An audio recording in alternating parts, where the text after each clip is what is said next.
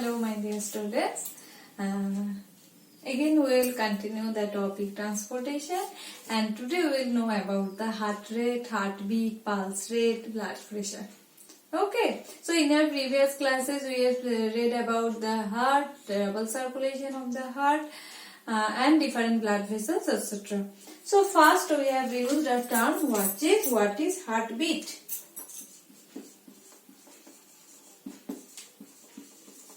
So first I have used that term what is heartbeat, that is rhythmic expansion and contraction of the heart is called as heartbeat.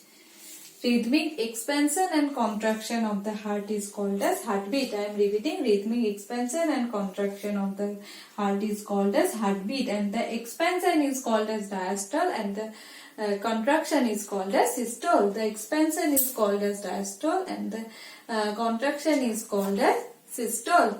So it is the rhythmic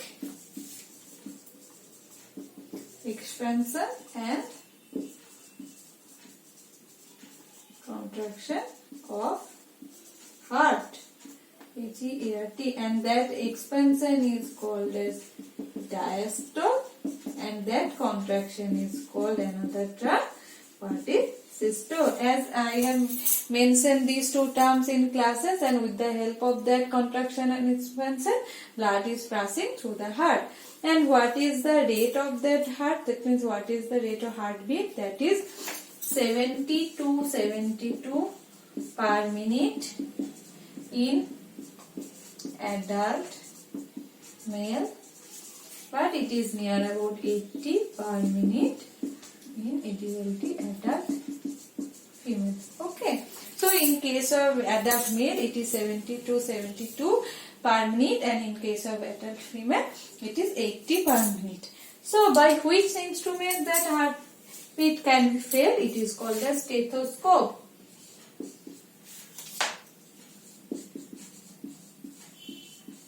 With the help of that stethoscope, heartbeat is listened. And that another term you have to know, that is heart sound. Okay, whenever blood is passing throughout the heart, that is producing a heart sound which is called as lup tap. How heart is beating? That is like lup tap, lup tap, lup tap, lup tap. Okay, and how these sounds are produced? Now we have to know that one. What is the sound? That is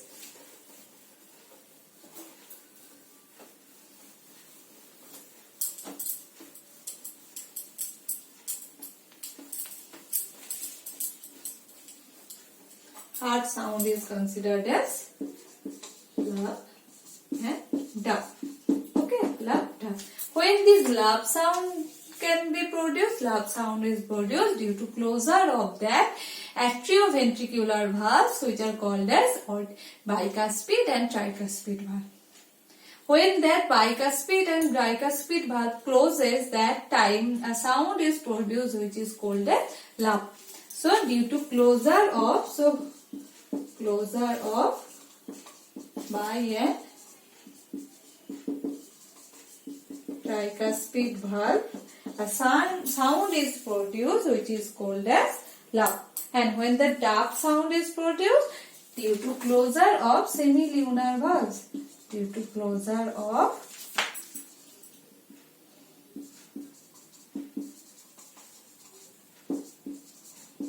that means pulmonary semilunar valve and aortic semilunar valve. So these two sounds are produced due to closure of different valves. And first closure is bicuspid and tricuspid valve, and first sound is produced which is called as lup. And second one is due to closure of two semilunar valves, that is pulmonary semilunar valve and aortic semilunar valves, and the second sound is tap. That is how lup tap sound is produced, etc. But now we have to know how from where they are getting this impulse. So heart can generate its own impulse, and they are having some nodes. It is called as SA node, AV node, bundle of each Purkinje fiber. With the help of these parts, impulse is generated throughout the heart, and with that heart is beating. So I am drawing where the position of these parts. That is, if we draw the heart like that, just rough diagram I am drawing. Okay. consider two parts. So if we consider that the auricle, so near about that portion, that is the right auricle, in the right upper side of the right auricle, that is a node is present which is called as SA node, and the lower portion of the right auricle, another node is called as AV node. Atrioventral node or sinoatrial node, these are the full forms. In short, we are calling it SA node and AV node. And SA node is producing that impulse, and it is sending its impulse to AV node. And SA node is also another term. SA node is called pacemaker. Okay, sometimes what happen, a pacemaker is needed for a person because they can't produce their own impulse. That means that SA node is not working properly. That's why a small instrument is placed here which is generating that impulse. Okay, that's why it is called as, this also name is pacemaker. So SA node will produce impulse first, then it will generate it, and after that, with the help of that bundle of His and Purkinje fiber, that impulse will be generated through the ventricles and the walls of the heart. Okay, so this is how impulse are generated in case of heart. Next, we will know what is pulse and what is pulse rate. As we know that what is pulse. As you know that usually arteries are present deep inside our body and veins are present superficially. But in case of radial artery, which is present in superficially, where at the base of the thumb. Okay, so at the base of the thumb, if we keep our finger like that, you will feel our pulse rate. So what is pulse rate? That it is a repeated throbs felt in superficial artery like radial artery, which is present at the base of our thumb. So what is pulse? Repeated throbs due to forceful pumping of blood into arteries during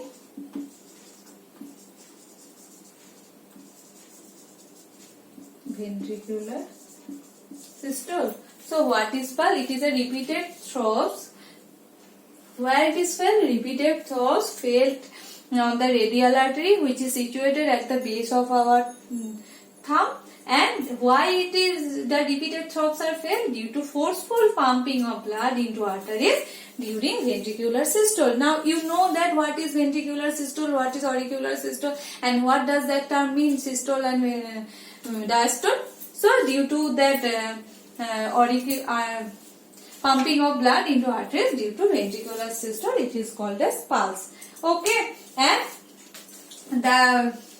the number of beats per minute, if it is counted, this is called as pulse rate. The number of beats per minute, it is called as pulse rate, and the pulse rate is equal to the rate of the heart rate.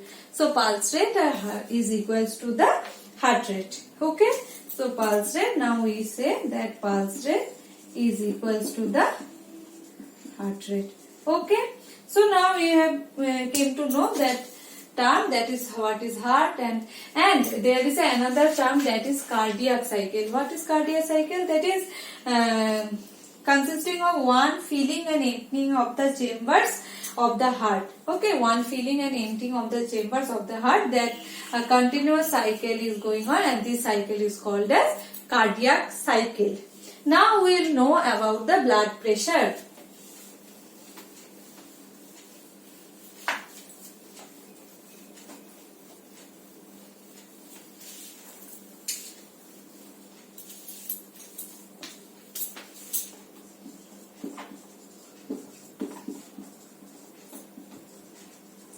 So what is blood pressure? Blood pressure is the force of the blood that exerts on the wall of the blood vessels is called as blood pressure. Whenever the blood is passing through the blood vessels, they are forcing a pressure against the wall of the vessels. Okay, I'm repeating, they are forcing a pressure on the wall of the blood vessel, and this pressure is called as blood pressure. So I am repeating, what is blood pressure? The force that blood exerts against the wall of the blood vessels is called as blood pressure, and this blood pressure is greater in case of arteries than in veins. So blood pressures are greater in case of arteries and quite less in case of veins. Now we will have to know two terms, that is systolic pressure and diastolic pressure.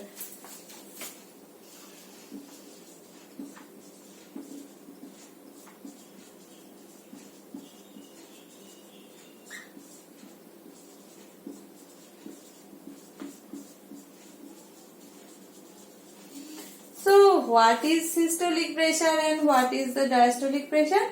So the pressure of the blood inside the artery during vestibular systole is called as systolic pressure. The pressure of the blood or the pressure of blood inside the artery during ventricular systole is called as systolic pressure. And what is diastolic pressure? The pressure of the artery during ventricular diastole relaxation is called as the name suggests. That means both are in arteries. That is when that ventricular systole will be there, it is called as systolic pressure, and when it is considered as ventricular diastole, that is called as diastolic pressure. And the normal that systolic and diastolic pressure is near about 120 mmHg and 80 mmHg. Millimeter of mercury.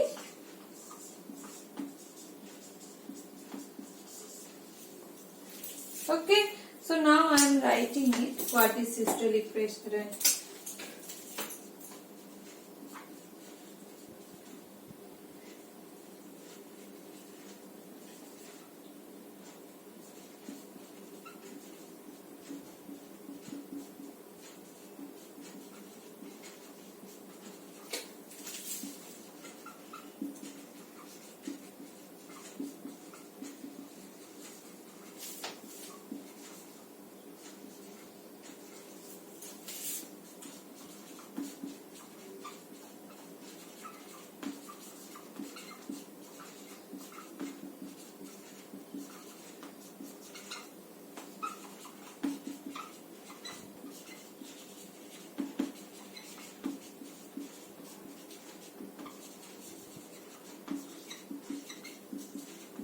Okay, so the pressure of blood inside the artery during ventricular systole is called as systolic pressure, and the pressure of the blood inside the artery during ventricular diastole is called as diastolic pressure. And in case of systolic pressure, where it will be high, it is 120 mmHg, and diastolic pressure is 80 mmHg, millimeter of mercury. And an instrument which is used to measure the blood pressure, which is called as sphygmomanometer.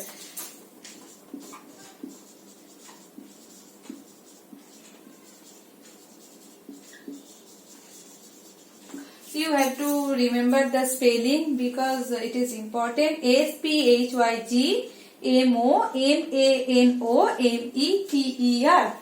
Sphygmomanometer.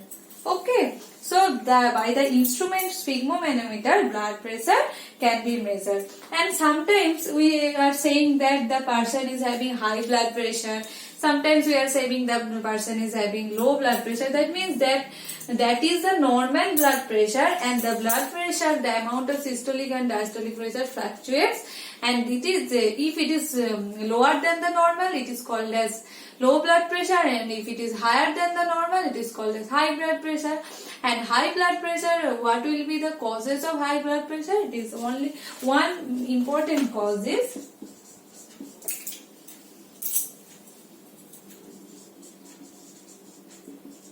hypertension. Okay, blood pressure is caused due to that main criteria, that is hypertension, and nowadays many people are suffering in these cases due to hypertension. Blood pressure can be it can be increased, and what is that? It will cause constriction of arterioles. It can cause constriction of arterioles, and due to constriction of arterioles, blood can pass through the arteries properly. They will that means the flow of the blood will not be proper. So what will happen? They can rupture the wall of the artery and may occur internal bleeding. Just imagine if the diameter is like that. If the diameter is like that, with the help of that diameter, what amount of blood will flow, you can measure. But if we shorten the diameter, then with the help of that diameter, the blood flow will be less. So that is happening. That is constriction of arteries can be seen. That's how in previous normally in normal cases what amount of blood passes will not be able to pass through that constricted artery, so that will cause a resistance to a blood flow. Blood will not be able to flow properly. Okay, resistance will be there, and that for that reason sometimes what happens, the walls of that vessels artery may rupture and internal bleeding may occur. Okay, so it is important that we need to keep our blood pressure in normal with a healthy food habit, with a stress-free life. Okay, so that's it. That's all about the human heart and blood. Let me check anything has been left or not. So in our next classes we will start or we will read that transportation in plants. Before that, let me check.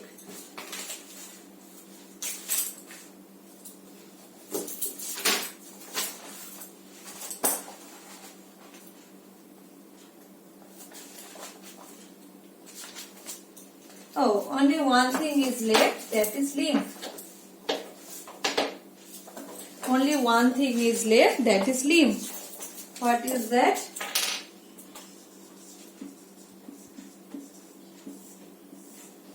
So what is lymph? As we have mentioned that blood is a fluid which helps in transportation, and lymph is also another type of fluid which are helping in transportation, and it is called as another type of fluid which is helped in or involved in transportation are called as lymph, or it is alternative name which is called as tissue fluid, and it is where it is present, and some pores are present on the walls of the capillaries, and through that pore some proteins, red blood cells escape to the intercellular spaces and in the tissues, and to form the tissue they will form a tissue fluid or lymph. I am repeating that through the pores present on the walls of the capillaries, some amount of plasma, some proteins and some blood cells escape into intercellular spaces in the tissues, and they form a tissue fluid or which is called as lymph. Okay, and it is similar to plasma, but plasma of blood it is colorless. Okay, and contains a less amount of protein in than blood. So now if I say that what are the difference between blood and plasma, we will write, and that lymph drains into the lymphatic capillaries from the intercellular spaces which join to form a large lymph vessels, and finally they will open into a larger veins. Okay, so now you have got another term. What is that? That is lymph vessels. Okay, and what is the function of that lymph? Lymph carries digested and absorbed fat from the intestine and drains the excess fluid from the extracellular space back to the blood. It helps to carry the absorbed digested fat and drains helps to pass the extracellular fluid back to the blood. Okay, so if I say, so what is the color of the lymph? I am repeating, what is the color of the lymph? It is slightly yellow viscous fluid, and some lymph is formed inside fine blind tubes called lymph capillaries, and there you have found lymph vessels also. And what is the function of lymph? That one we have seen. Now we will know the difference between blood and lymph.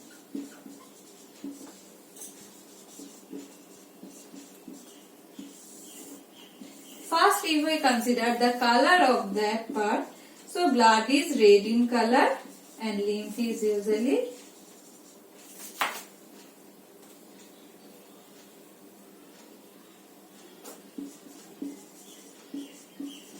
pale yellow in color. Okay, blood is red in color and lymph is pale yellow color. Now if I consider the red blood cell, it contains red blood cells. Red blood cells contains red blood cell, but in case of lymph, red blood cells are absent. And flow blood, if I consider that flow of blood is rapid, blood flow of lymph is very slow. Okay, and if we consider the viscosity, blood is very thick, quite thick, and lymph is viscosity is low. That means its viscosity is high, but in case of lymph, the viscosity is very low. Okay, now if I say that leukocytes, as some blood cells can leak into that part, so some amount of leukocyte, huge amount of leukocytes are present in blood, but some amount of leukocytes are also present in lymphs. Direction, if I say that direction,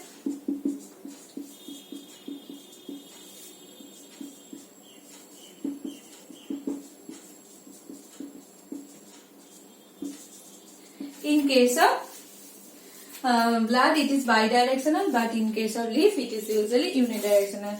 Now last point, it is the, if we consider the function, it helps to transport the different parts, but in case of it is the middleman between the blood and tissues. Okay, and it helps to pass the absorbed fat also. So now we have completed the transportation in human. Now in our next class we will read about the transportation in plants. Okay, thank you.